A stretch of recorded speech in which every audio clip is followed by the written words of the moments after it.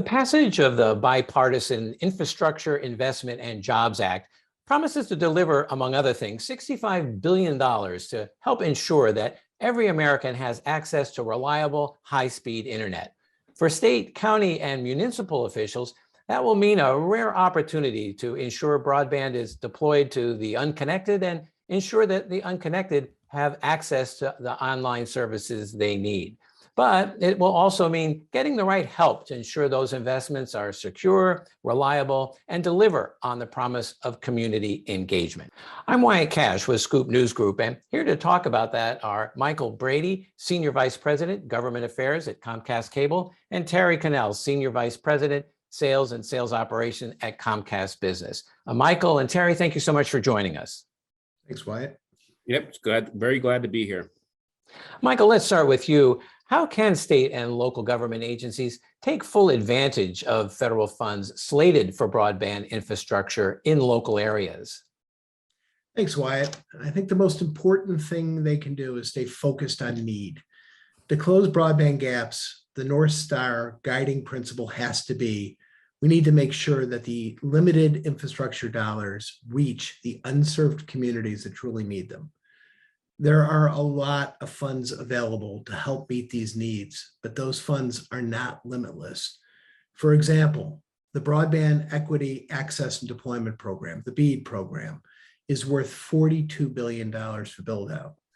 But for context, broadband providers around the country typically invest twice that amount annually.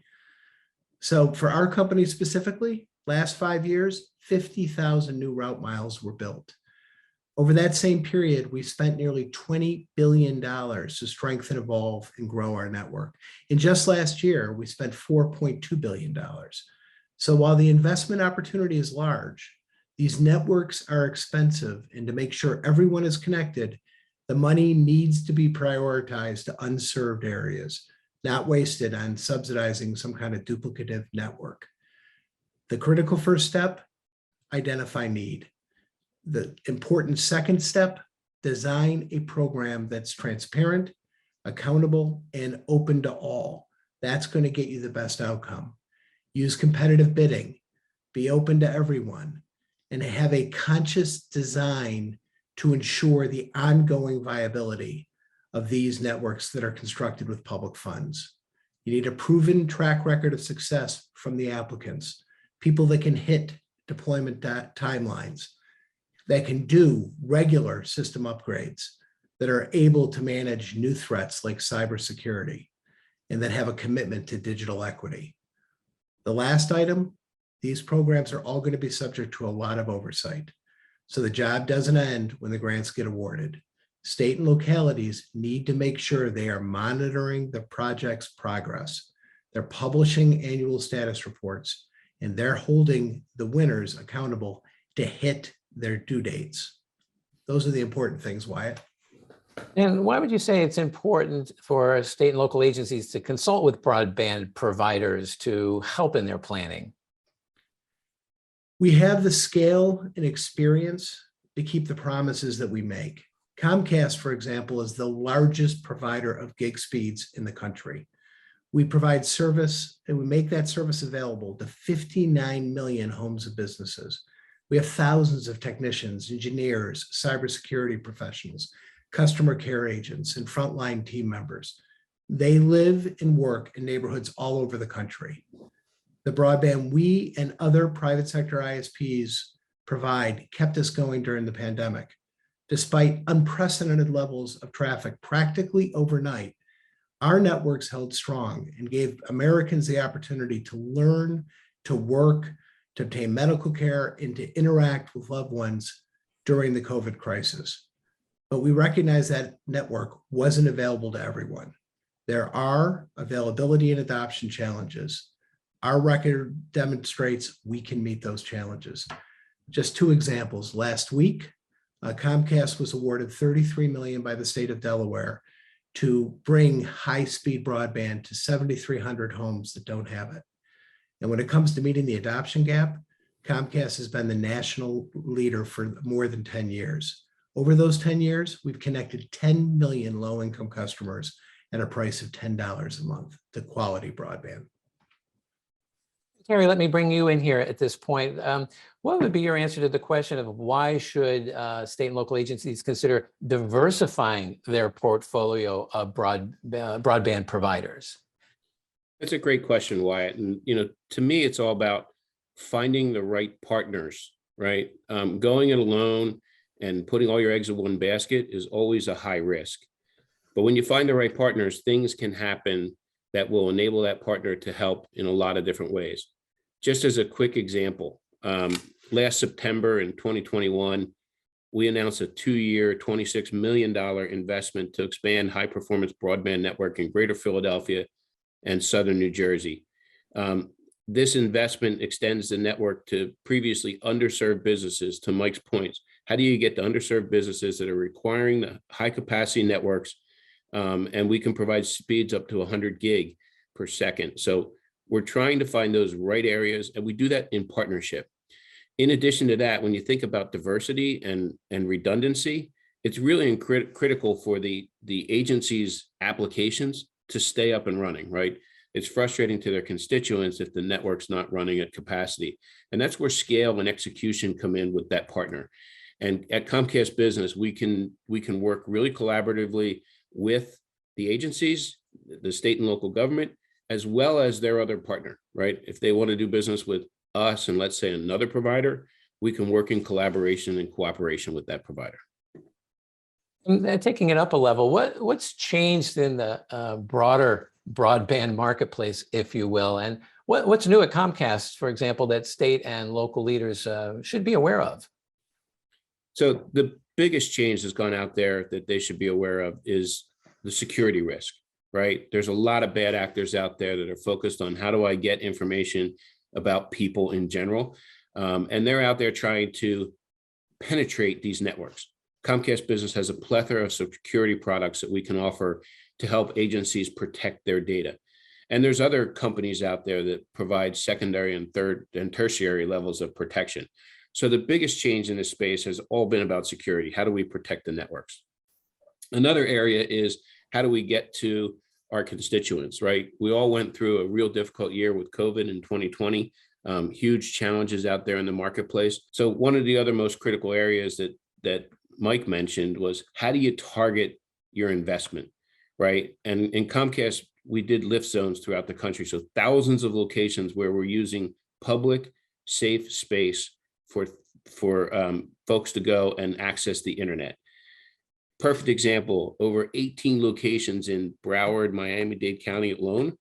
And the program complements our Internet Essentials and other programs where we get broadband access to users. So think about a student that wants to access the internet. They don't have access at home. They can go to one of these lift zones and complete all their homework projects in a public safe space. And that's the partnership between the public and private entity. I appreciate your talking about that.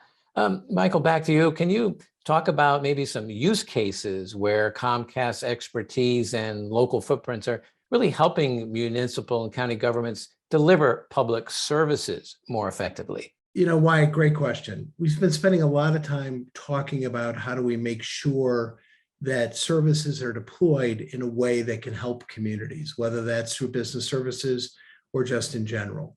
But a huge challenge to communities is how do you get everybody to adopt broadband? That's the broadband adoption gap. Only 77% of all Americans subscribe to broadband at home. We know it isn't just a matter of cost. Even when programs make it nearly free or free, for various reasons, including a lack of equipment or digital skills, many still don't choose to get the service. If we're going to change how we deliver services to the constituents and customers we share, we have to get people online. Comcast has been a leader in this. For years, we have worked with tens of thousands of schools, libraries, and local nonprofits to raise awareness about broadband adoption and to offer services like Internet Essentials. We're building on that success. So some great news that came out of the infrastructure law that was passed last year is a subsidy called the Affordable Connectivity Program Grant. They have connected 10 million families in just a few short months. The ACP is a game changer.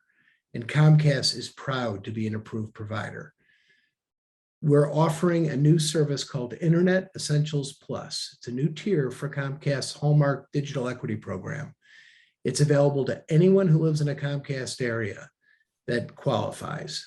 It offers twice our current download speeds. It is 100 megabit service. And if customers are eligible and they sign up for ACP, they can effectively get broadband at 100 megabits for free. That's an important improvement, and it will really help, along with our broader digital equity efforts, to get the word out and to help get people connected.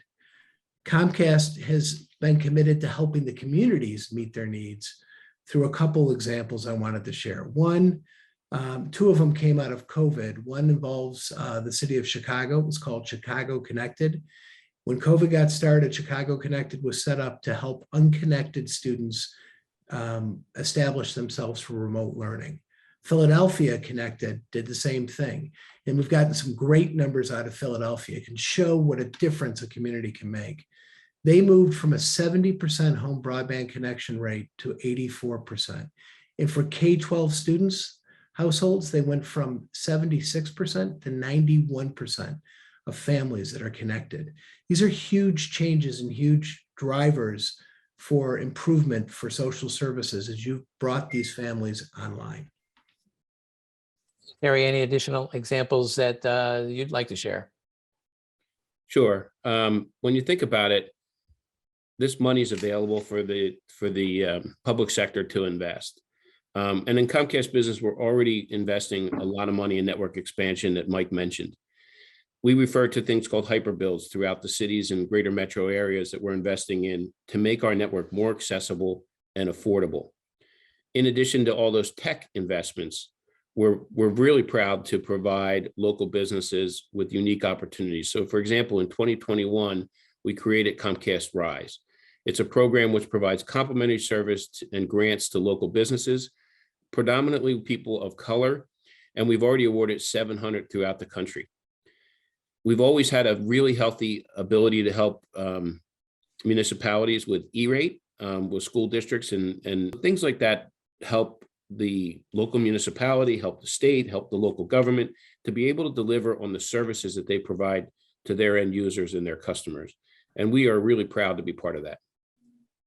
Well, and finally, as we wrap up here, Terry, what parting recommendation would you offer public sector leaders to take advantage of this new wave of broadband infrastructure investment funding? You know, at the end of the day, it's really important that they recognize it's better to have a partner than not, right? Sure, they can go out and build their own public sector network, right? But it's one thing to build it. It's another thing to manage it, operate it, secure it, and provide services on it for your constituents. That's where you want a partner that has the expertise, the experience, and the acumen to do that with you. And that's all about what Comcast Business and Comcast is in general. How do we partner with that agency? How do we partner with that state and local government? How do we figure out a way to help them achieve their business objectives without them trying to create a new business or a new challenge in their own organization, right? We are the experts in this space, and we're willing to partner with the agencies, the state and local government, or we're willing to partner with other providers in the service area. Michael Brady and Terry Connell, thank you so much for joining us and sharing some of your insights on the state of broadband markets and some of the opportunities that state and local agencies have now with this new federal funding coming down the pike. So thank you so much for being with us. You're welcome. Thank you. Thank you, Wyatt.